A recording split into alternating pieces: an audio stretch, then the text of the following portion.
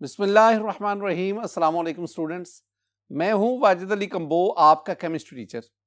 Student second year chemistry chapter 16 और आज हम एक बहुत इंपॉर्टेंट टॉपिक डिस्कस कर रहे हैं, दैट इज एसिड रेन। तो आइए हम डिस्कस करते हैं। My dear student, acid rain examination point of view से ये बहुत बहुत इंपॉर्टेंट है, इसको समझना है आपने। पहले मैं एसिड रेन की डेफिनेशन जो हमारी टेक्स्ट बुक में एक जगह लिखी है, मैं वो आपके साथ शेयर करता हूं। My dear student, acid rain क्या है? द रेन वाटर, बारिश का पानी, having pH less than 5 is considered truly acidic and is called acid rain. यानी बारिश का वो पानी जिसकी पीएच 5 से कम हो, हम उसे कहते हैं एसिड रेन। दोबारा इस बात को देखना है। मैंने क्या कहा? मैंने कहा द एसिड रेन वाटर जिसकी पीएच लेस देन 5 हो, that is called acid rain. ये एमसीक्यू भी पूछा जाता है, ये एग्जाम में एमसीक्यू बहुत दफा आया है कि एसिड रेन इसकी पीएच कितनी होती है, तो हम कहेंगे लेस देन 5 से कम होती है। ऐसा क्यों है?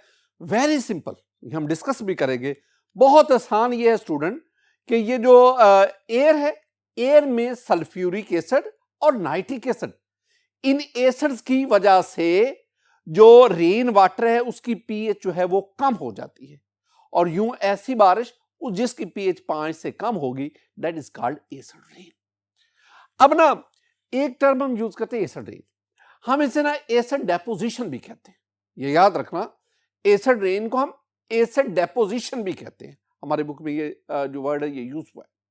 अच्छा, ये जो एसिड रेन है, ये acid deposition, it is of 2 types. इसकी 2 शक्लें हैं। It has 2 forms.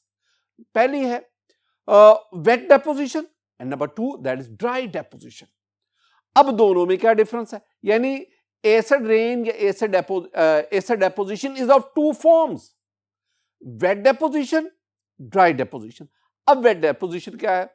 My dear student, ये जो विंड है, जब विंड एसिडिक केमिकल्स को एक ऐसे एरिया, हवा में मौजूद एसिडिक केमिकल, उसको एक ऐसे एरिया में ले जाती है where the weather is wet, तो फिर ये जो एसिडिक केमिकल्स हैं ये जमीन पर फॉल करते हैं। किस शक्ल में?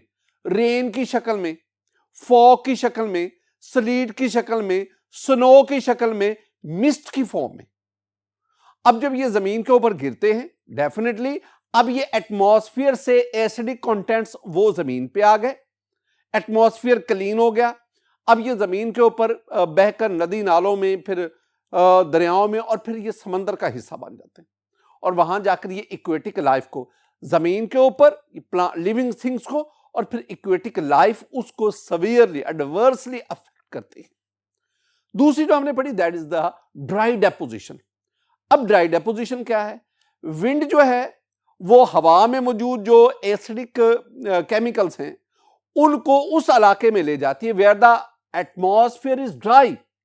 तो वहां पे जाके ये जो एसिडिक केमिकल्स हैं they fall to the earth surface in the form of dust और स्मोक।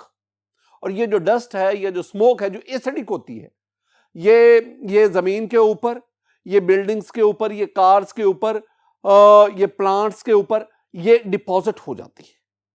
अब इसका कुछ हिस्सा फिर दोबारा हवा चलेगी तेज, तो ये दोबारा फिर ये एटमॉस्फेयर का हिस्सा बन जाता है, लेकिन 50% ये जमीन के ऊपर रहता है। फिर बारिश होने की सूरत में ये नदी नालों के जरिए वही पानी का, दरियाओं का, समुद्रों का हिस्सा बन जाता है। तो एसिड रेन या acid deposition, it is of 2 types, एक ड्राई डेपोजिशन और दूसरा आपके पास wet deposition. My dear student, हम आगे बढ़ते हैं। मेरे पास है डिस्कवरी, एसिड रेन की डिस्कवरी। तो ये एसिड रेन का फिनोमिनन है, according to our book, it was discovered by Angus Smith, actually in Great Britain in mid 17th century. मैं इसको यूं कहूंगा कि ये जो एंजस स्मिथ था, इसका पूरा नाम Robert Angus Smith, he was Scottish chemist. In 1852, according to my study, 1852, he introduced the phenomenon of acid rain. Student, this phenomenon gained importance, यानी पब्लिक अटेंशन कब इसने हासिल की, as a serious environmental problem in 1950। 1960 में New York times उसने सबसे पहले ये जो टर्म है एसिड रेन इसको इंट्रोड्यूस करवाया था। ये कुछ बातें डिस्कवरी से रेलेवेंट है। My dear student, acid rain ये तो हमने पढ़ ली, जिसकी ऐसा रेन वाटर जिसकी पीएच 5 से कम होगी, that is called acid rain. Neutral rain, अब एक पैरामीटर जरा देखो, ये मेरे पास ना पीएच का एक स्केल आप ले लें। आमतौर पर जो हम वाटर ड्रिंक करते हैं, जो हम पीते हैं, इसकी जो पीएच, जैसे हम इसकी पीएच 7 के करीब है। मैं डिस्टिल्ड वाटर की बात करता हूं, उसकी पीएच 7 के करीब है, न्यूट्रल है। अगर पीएच 7 से कम होगी तो वीक एसिडिक, अगर जितनी पीएच कम होती जाएगी उतनी एसिडिटी बढ़ती जाएगी, उतनी एसिडिटी बढ़ती जाएगी। अब ये जो नॉर्मल रेन है, नॉर्मल जो आम बारिश है, न्यूट्रल रेन, अब इसकी पीएच 7 नहीं होती, इसकी पीएच भी कोई 5.6 के करीब होती है, 5.6, यानी ये भी न्यूट्रल रेन नहीं होती, इसकी पीएच 5.6, यानी ये भी स्लाइटली एसिडिक होती है। तो मैंने क्या कहा, पहली बात क्या है कि जो नेचुरल रेन है that is a slightly acidic in nature and it's pH is 5.6। क्यों इसकी पीएच 7 की बजाय 5.6 क्यों है? वेरी सिंपल स्टूडेंट, जो हवा है, हवा में कार्बन डाइऑक्साइड मौजूद है। When this carbon dioxide is reacted with water, it forms a carbonic acid. Carbonic acid is a weak acid. Due to the presence of carbonic acid, the natural rain's pH is 5.6.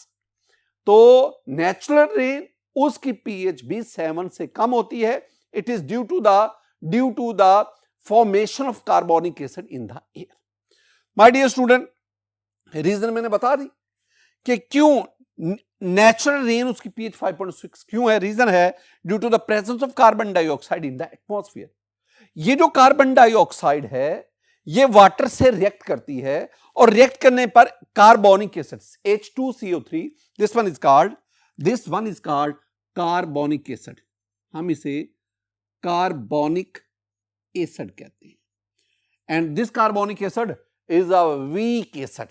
Due to the presence of this acid in air, in rainwater, we have the pH of natural rain that is 5.6. ये चीजें आपने ध्यान में बिठानी। पहले acid rain क्या है और फिर ये नेचुरल रेन जो आम कुदरती बारिश होती है उसके बारे में pH 5.6 क्यों है, वो रीजन भी मैंने आपको बताया। माय डियर स्टूडेंट, हम आगे बढ़ते हैं और हमारे पास है causes of acid rain. Acid rain की वजूहात क्या हैं उसको अब हम देखते हैं।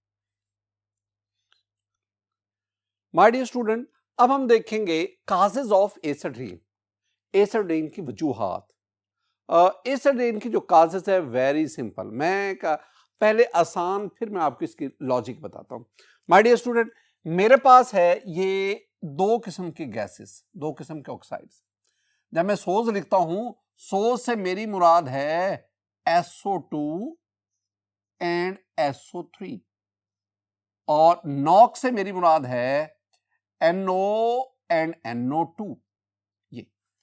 ये जो दो है ना, ये जो दो किस्म के ऑक्साइड्स हैं, सल्फर के ऑक्साइड्स और नाइट्रोजन के ऑक्साइड्स, ये गैसेस हैं SO2, SO3, NO, NO2, these are the gases. These are called, मैं इनको कहूंगा कि these are acid rain gases. मैं इनको ना एसिड रेन गैसेस कह रहा हूं। ये वो गैसेस हैं जो एसिड रेन का बायस बनती हैं। कैसे? ये जो गैसेस है ना, ये हवा में मौजूद ऑक्सीजन और वाटर से रिएक्शन करती हैं। जब रिएक्शन करती हैं, they produce the sulphuric acid and nitric acid. These two acids they cause the acid rain. ये जो दोनों एसिड्स हैं ये हवा में मौजूद जो वाटर वेपर्स हैं उनमें मिक्स हो जाते हैं और मिक्स होकर ये एसिडिक रेन का बायस बनते हैं।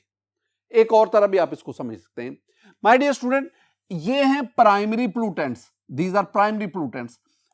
एटमॉस्फेयर में वो ऑक्सीजन, वाटर और डिफरेंट कंपाउंड उनके साथ रिएक्शन करते हैं और इनको बनाते हैं, दीज आर सेकेंडरी पोल्यूटेंट्स। और फिर ये अगर आप वो पोल्यूटेंट्स की टाइप के सेंस में बात करते हैं, अब अगली बात की तरफ बढ़ते हैं। वो क्या है? वो ये है स्टूडेंट कि ये वाली जो गैसेस हैं, सोज और NOx, oxide of sulphur, oxide of nitrogen, ये गैसेस एटमॉस्फेयर में कहां से गई? This one is the point student. ये गैसेस मेनली ह्यूमन एक्टिविटीज की वजह से, ये हवा का हिस्सा बनती है, एटमॉस्फेयर का हिस्सा बनती है। वो कैसे? देखें, due to a large combustion of coal and oil in factories, particularly in power generating stations. वहां पे कोल और ऑयल, इसकी बर्निंग की वजह से हवा के अंदर ये सल्फर ऑक्साइड जो है ना, इनकी कंसंट्रेशन बहुत तेजी से बढ़ती है। और यही जो सल्फर ऑक्साइड्स हैं, यानी SO2 की अगर मैं बात करूं, तो SO2 हवा में मौजूद ऑक्सीजन और वाटर वेपर्स के साथ रिएक्शन करके सल्फ्यूरिक एसिड बनता है। इसका मतलब है कि ये जो सल्फर के ऑक्साइड हैं, SO2 या SO3, these are mainly produced due to the combustion of coal and oil in factories and in power generating station. अब दूसरी बात आ गई, ये तो पता चल गया कि ये SO2, SO3 ये कहां से। अब ये नॉक्स जो हैं, आई मीन NO और NO2, ये कहां से? My dear student, very important. ये जो ऑटोमोबाइल इंजन है ना, ये जो ऑटोमोबाइल इंजन है, इनका जो इंजन है, इसके अंदर टेम्परेचर बहुत ज्यादा होता है, वहां फ्यूल की कंबस्शन होती है। उस कंबस्शन के दौरान हवा इस्तेमाल होती है। अब हवा में नाइट्रोजन आप जानते हैं राउंड अबाउट 78% है, तो हवा में मौजूद नाइट्रोजन हाई टेम्परेचर पर ब्रेक होकर और ऑक्सीजन के मॉलिक्यूल ब्रेक होकर आपस में रिएक्ट करते हैं और आपके पास NO बनता है। और ये जो NO है, ये एग्जॉस्ट के जरिए, ये गाड़ियों के धुएं के जरिए ये एटमॉस्फेयर में शामिल होता जाता है। एटमॉस्फेयर में जाकर ये मजीद ऑक्सीजन के साथ रिएक्शन करता है और NO2 बनाता है, और वो NO2 है वो वाटर वेपर्स के साथ रिएक्शन करके नाइट्रिक एसिड बनाता है। तो इसका मतलब हुआ, दो मैंने चीजें बता दी। ये जो SO2, SO3 हैं, ये कैसे प्रोड्यूस होती हैं? Due to the combustion of coal and oil in factories, in power generating station mainly. और ये जो आपके पास NO या NO2 है, they are produce due to the combustion of air in the internal combustion engine. वहां से ये प्रोड्यूस होती हैं और फिर ये सल्फ्यूरिक एसिड और नाइट्रिक एसिड बनाते हैं। और वो सल्फ्यूरिक एसिड और नाइट्रिक एसिड, वो दोनों एसिड वो रेन में मिक्स होकर उसको एसिड रेन बना देते हैं। माय डियर स्टूडेंट, इन चीजों को जरा देखें। ये सल्फ्यूरिक एसिड कैसे बना? मैंने आपसे कहा SO2 ये प्रोड्यूस हुई, हवा में मौजूद ऑक्सीजन और वाटर के साथ रिएक्शन किया, तो आपके पास क्या बना? हमारे पास बना H2SO4 बना, सल्फ्यूरिक एसिड बना। मैं एक्वस लिख देता हूं। अब साथ ही साथ ये याद भी रखना है कि हवा में ये वाले हाइड्रोकार्बन है, स्मोक है, मेटल ऑक्साइड है, ये भी इसकी फॉर्मेशन उसमें इन्वॉल्व होती है। ये इक्वेशन आपको आनी चाहिए। अगली बात, दो किस्म के एसिड्स आ गए। इन दोनों गैसेस की वजह से सल्फ्यूरिक एसिड, इन दोनों गैसेस की वजह से nitric acid. These acids, I mean sulfuric acid and nitric acid, get mixed with rain, बारिश के साथ मिक्स हो गए। The acid rain deposition include both, ये मैंने आपसे बात की है स्टूडेंट। मैंने आपसे कहा कि ये जो एसिड रेन, ये एसिड डेपोजिशन, ये दो किस्म की है, ड्राई डेपोजिशन, वेट डेपोजिशन में क्या है?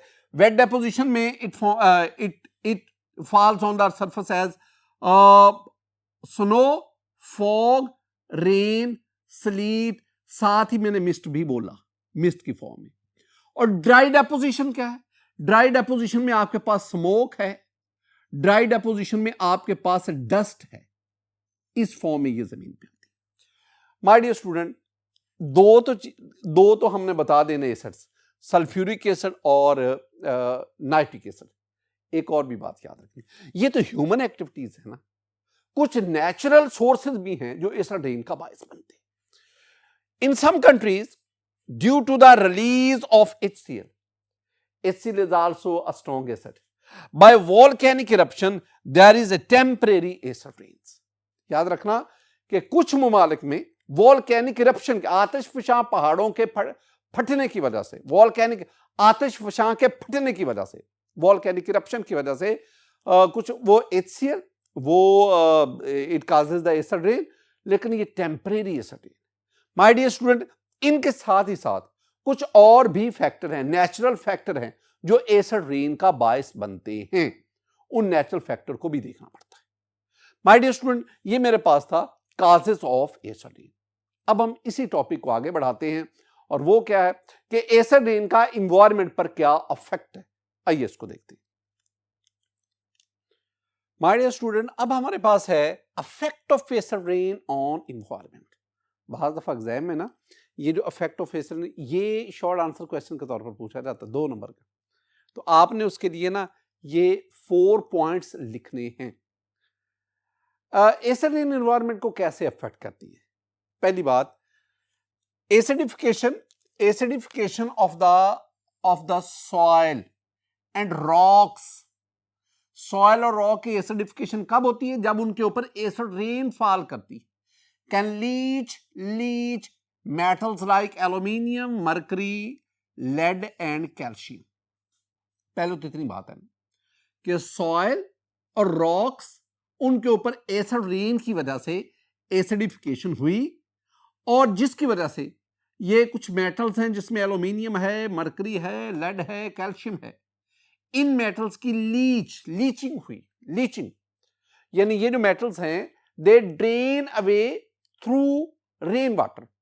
रेन वाटर के जरिए ये सॉइल से निकल गई, ये वाटर बॉडीज का हिस्सा बन गई and discharges them into water bodies. Water bodies से मेरी मुराद है स्ट्रीम्स, लेक्स, रिवर्स, सी, ओशन, उनका ये हिस्सा बन गया। तो ये किसकी बदौलत हुआ? ये एसिडिफिकेशन ऑफ सॉइल की बदौलत, ये एसिडिफिकेशन ऑफ रॉक्स की बदौलत हुआ, ये एसिड रेन की वजह से हुआ। My dear student, these heavy metals, I mean ये एल्यूमिनियम, मरकरी, लेड और कैल्शियम में charge, these heavy metals are accumulated in fishes. पानी में मौजूद मछलियां, उनमें ये हैवी मेटल्स उनके अंदर एक्यूमुलेट, इकट्ठी हो गई and are health hazards for humans and birds. इंसानों के लिए, परिंदों के लिए ये सेहत के लिए नुकसानदेह हुई। क्यों? As they eat these fishes. यानी ये तमाम जो हैवी मेटल्स हैं जो इंतहाई नुकसानदेह हैं, ये फिशेस उनकी बॉडीज में इकट्ठी हो गई। उन फिशेस को इंसान या परिंदे बतौर खुराक इस्तेमाल करते हैं। इसका मतलब हुआ वो हैवी मेटल्स वो फिशेस की बॉडी से ह्यूमन या बर्ड्स उनकी बॉडीज में, और वहां पे ये बहुत ज्यादा सेहत के लिए नुकसानदेह। दूसरा point student, the elevated concentration of aluminium is harmful for fish. मछलियों के लिए भी, मछलियों के लिए बजाते खुद भी एल्यूमिनियम की जो बढ़ती हुई जो कंसंट्रेशन है, मिकदार है, कैसे? एज इट क्लॉग्स, ये ब्लॉक कर देती है the gills, thus causing suffocation and eventually the death। यानी अगर मछलियों में एल्यूमिनियम की कंसंट्रेशन राइज कर जाए, बढ़ जाए, तो ये उनके गिल्स वहां उसको ब्लॉक कर देती है। गिल्स के जरिए जो फिश हैं वो गिल्स के जरिए सांस लेती हैं। जब गिल्स ब्लॉक हो जाएंगे, अब सांस नहीं होगी, suffocation and eventually it causes the death. ये मछलियों के मरने की, डेथ की बड़ी वजह है। माय डियर स्टूडेंट, तीसरी बात, acidification of the soil can also leach nutrients, thus damaging leaves and plants and growth of forest। ये जो पॉइंट है ना तीसरा स्टूडेंट, ये मैं आपको 2 तरह से समझाऊंगा, जरा बात को गौर से सुनना है। माय डियर स्टूडेंट, पहली बात, एल्यूमिनियम जो है this is naturally occurring toxic metal. मैं एल्यूमिनियम को खास तौर पर डिस्कस कर रहा हूं। अब ये जो एल्यूमिनियम है, it is insoluble and Fairlie harmless in neutral soil. जो न्यूट्रल सॉइल है जिस पे अभी एसिडिक रेन नहीं हुई उसमें ये फेयरली हार्मलेस है क्योंकि ये इनसॉल्युबल होती है। लेकिन अगर यही aluminium, this one is soluble in acidic soil, acidic soil में ये जाकर सॉल्युबल हो जाती है। अब जब ये सॉल्युबल होगी, पानी में मिक्स हो जाएगी, तो ये रूट्स के जरिए प्लांट्स इसको टेकअप करता है और प्लांट्स के अंदर डिपॉजिट होने की वजह से वहां ये आयरन और जिंक उनको रिप्लेस कर देती है। Iron and zinc they are necessary for the healthy growth of plants. उनकी जगह पे एल्यूमिनियम आ गया, इसका मतलब है प्लांट ग्रोथ अफेक्ट हो गई। एक तो ये बात। दूसरी एक और चीज है, ये जो एसिड रेन है, एसिडिक नेचर इसकी due to the presence of sulphuric acid and nitric acid. अब ये जो एसिड हैं they provide the hydrogen ion.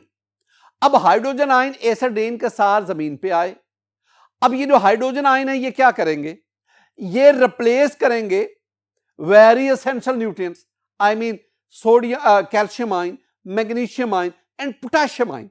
उनको हाइड्रोजन आयन रिप्लेस करेंगे और वो आयन सब सॉइल में बहुत नीचे चले जाते, very far away from the roots, और यूं उस प्लांट को कैल्शियम, पोटेशियम और मैग्नीशियम वो नहीं मिल पाता, जिसकी वजह से प्लांट ग्रोथ सीवियरली डैमेज होती है, लीव्स डैमेज होते हैं।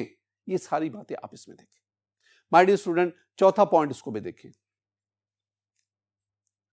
The fourth one is acid rain damages building material such as steel. ये बिल्डिंग मटेरियल्स हैं। अब मैं आपके साथ building material, steel, paint, plastic, cement, masonry work and sculptural material specially of marble and limestone. ये तो ना सारे आप यहां पे देख सकते हैं। ये बिल्डिंग मटेरियल, इसमें आप देख सकते हैं कि स्टील है, पेंट है, किस तरह एसिड रेन की वजह से ये डैमेज हुए, किस तरह ये डैमेज हुए। आप इस स्टैचू को भी देख सकते हैं, ये स्टैचू भी एसिड रेन की वजह से इसका ये हाल हुआ। तो इसका मतलब है एसिड रेन बिल्डिंग मटेरियल को बैडली अफेक्ट करता है, खास तौर पर ऐसा बिल्डिंग मटेरियल जो लाइमस्टोन या मार्बल से बनता है, वो तो इससे एडवर्सली अफेक्ट होता है। माय डियर स्टूडेंट, आज के इस लेक्चर में हमने एसिड रेन इसको डिस्कस किया। मेरी दुआ है कि अल्लाह ताला आप पर अपना फजल फरमाए, अल्लाह ताला आप पर अपना करम फरमाए। अस्सलामु अलैकुम व रहमतुल्लाह।